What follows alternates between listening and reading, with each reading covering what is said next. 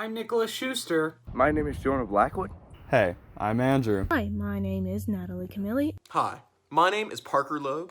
Hi, my name is Nathan Maynor. Hi, my name is Alex Osmond. Hello, my name is Trevor Wygand. Hi, I'm Matthew Butterfield. Hi, my name is Claire Williams, and this is the Seneca Scout. And welcome to the Seneca Scout. And welcome to the Seneca Scout. And welcome to the Seneca Scout. And welcome to the Seneca Scout.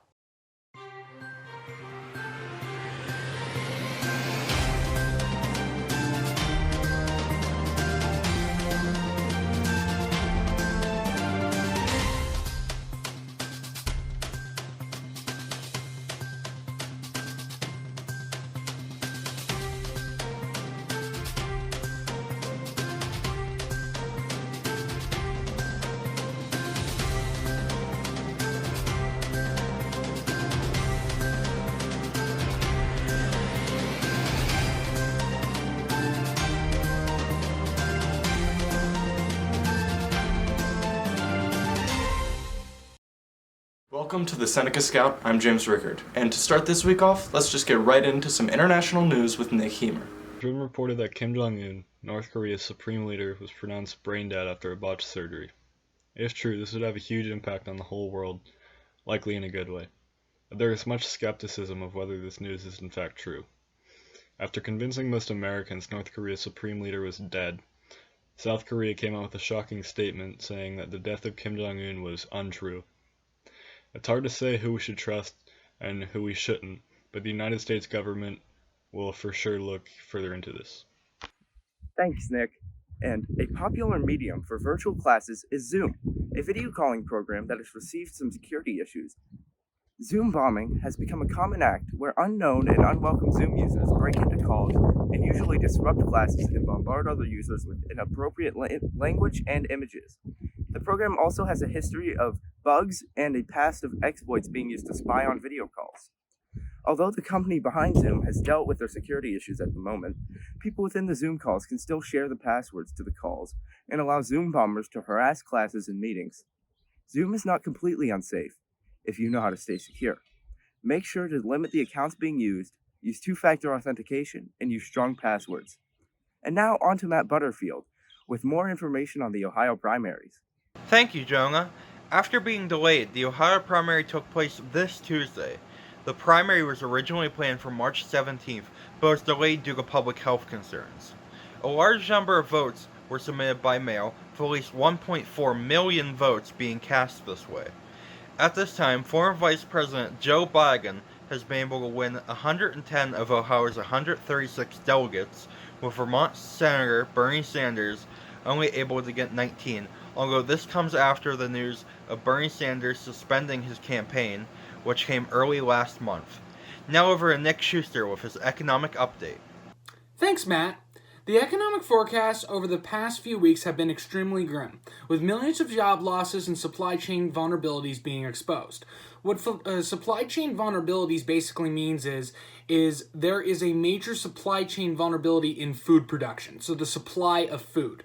Farmers have started to plow under their crops because there's no suitable demand for those crops. They can't sell the crops and make a profit. JP Morgan is projecting a 40% annual contraction in quarter number 2, and Goldman Sachs forecasts a 34% shrinkage. So basically what we're seeing is that the economy is starting to contract into itself because all that expansion we've had for the past 10 years is starting to basically be eliminated. Some institutions are projecting a 20% unemployment rate or higher. The government has increased its relief efforts by refilling the Paycheck Protection Program, with new funds to help small businesses. Reopening the economy will determine what new demand curves will look like and where the economy itself stands. So since we've been shut down, we really don't know what the demand for goods and services will look like among consumers. So once we open up, we will see how people's behavior is truly reflected in the market. Now let's go back to James. Thank you, Nick. Now let's check in with Zach Donaldson, who's bringing us some less hard-hitting news. Thanks, James. This past weekend from Friday to Sunday, 255 college football players were selected to play professionally at the NFL Draft. The annual event had to be modified from its usual circumstances due to the spread of COVID-19, swapping from stadiums to at-home video calls. The first round saw several widely expected picks, like Joe Burrow's first overall pick to the Bengals.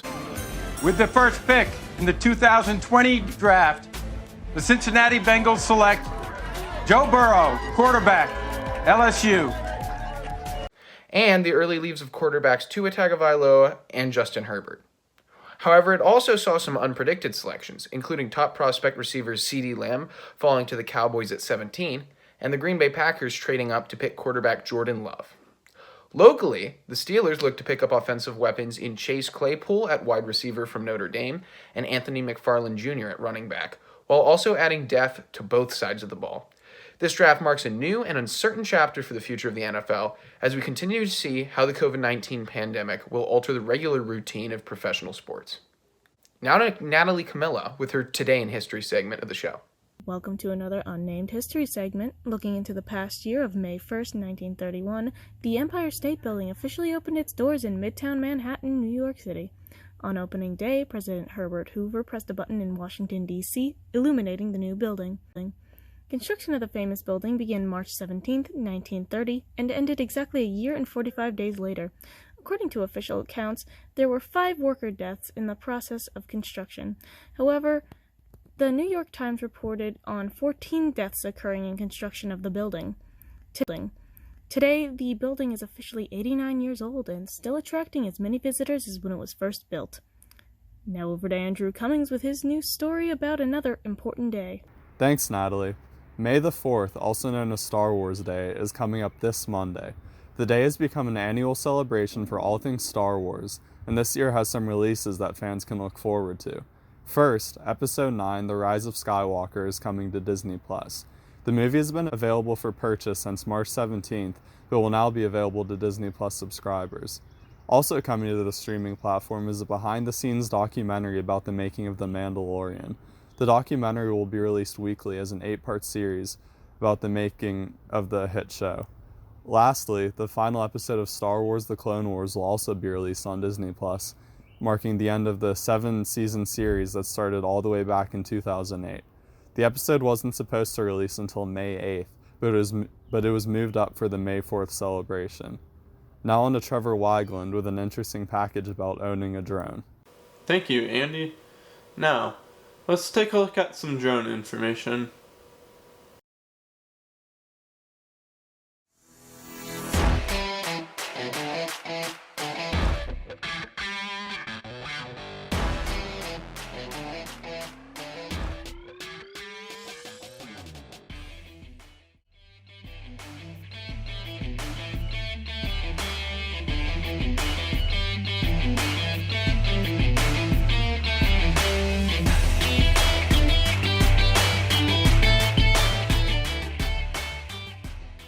The FAA classifies drone users into 2 categories, recreational pilots and Part 107 pilots.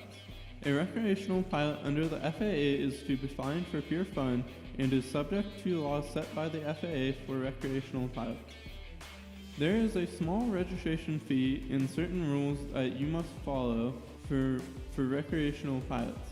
For more information, go to faa.gov and search recreational drone pilots.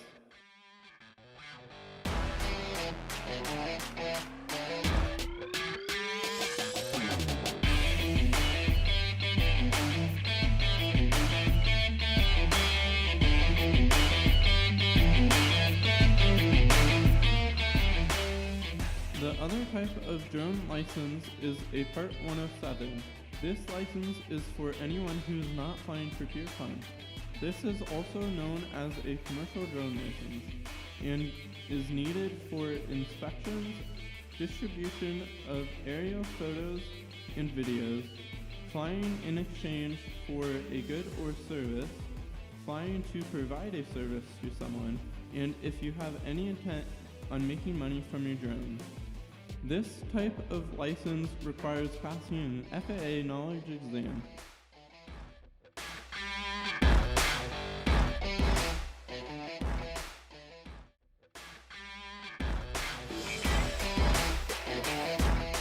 Failure to follow the FAA rules and laws could result in serious penalties for recreational and Part 107 pilots.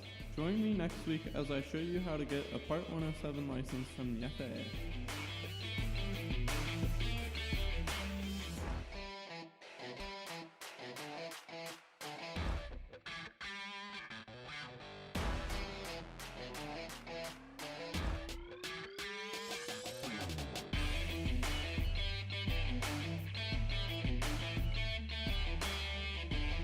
Thank you for watching. Now, let's take it over to Parker. Thank you, Trevor. Now, last Monday, Better Call Saul Season 5 came to a ceremonious end, with arguably one of the greatest episodes of the entire series. Now, I wanted to take the chance to reflect on the season as a whole. Well, its predecessor, Breaking Bad, finished its 5th season with a nice little bow, wrapping up the entire show. But Better Call Saul seems like its most interesting and most intense story beats are only just beginning. Now, the story, with the initial premise of Saul Goodman's transformation, has now begun to focus on the real tragic character, Kim Wexler. Now, then these are in ways that are just truly impressive for the television medium. It goes without saying that Reese Sehorn and Bob Odenkirk both performed wonderfully as Kim Wexler and Saul Goodman. And with our protagonists scheming against Howard Hamlin and Lalo Salamanca bent on revenge, Season 6 will be explosive indeed. Season 5 of Better Call Saul was just incredible, and I am very, very excited to see how it wraps up in the 6th. Now, here's back to you, James. Thank you, Parker. Now let's check in with Alex Osmond to see what's happening right here in our own school district. Thanks, James. After months of campaigning and hoping, the results are in for the 2020 to 2021 Youth and Government Presiding Officer elections. The results came out on noon on Friday. The individuals elected will be in charge of hundreds of delegates across the state in the Youth and Government program, as well as at the 2021 Model Convention in Harrisburg, Pennsylvania. Among others, the Seneca Scouts' own Zach Donaldson and Parker Logue were elected as Youth Governor and Blue Speaker of the House, respectively. All of those elected have been campaigning since as early as November, and all their hard work has finally paid off. And now, over to Nathan Madar with an inspiring story from our own school district. Thank you, Alex. Following the switch to all-cyber schooling, Seneca Valley began offering free lunches for students who qualify for their free or reduced lunch program. However, this program was open for all students, regardless of household income.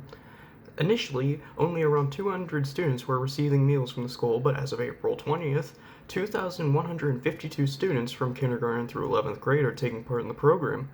According to the Cranberry Eagle, Superintendent Vitale is, quote, confident the district can provide meals through June 5th, the last school day, end quote. And lastly, here's Claire Williams with a story about working during the virus. In lieu of this pandemic, I was fortunate enough to be able to keep my job at my Mediterranean restaurant called Aladdin's Eatery in Cranberry Township, where I've been helping with takeout orders. The entire situation has become very surreal. The restaurant where I've been serving had been lively and often busy, but now it lay as an empty shell of its former self. However, I learned a few things from this experience that the general public may find valuable to know. Always wear masks when entering a business, and please don't try and come in and say you forgot one. It isn't respectful to those who are trying to protect themselves but still have to work. I recommend wearing not just a mask when entering an establishment, but also gloves because of how many people are getting out more now that the weather is getting nicer. Another tip to add is when ordering takeout, please try to pay over the phone or online, if you can. Avoiding close contact with the people who work at that establishment not only limits your contact with them, but also yours with the people before you. The last tip I recommend is to be patient and to respect any changes that any establishments make due to the virus, whether that be a change in opening and close times or their menu. All restaurants and businesses right now are very appreciative of those who still support them during this unprecedented time. Now, back to you, James. Thanks, Claire. And that's all we have for you today. Make sure you check back every week to keep up with the Seneca Scout.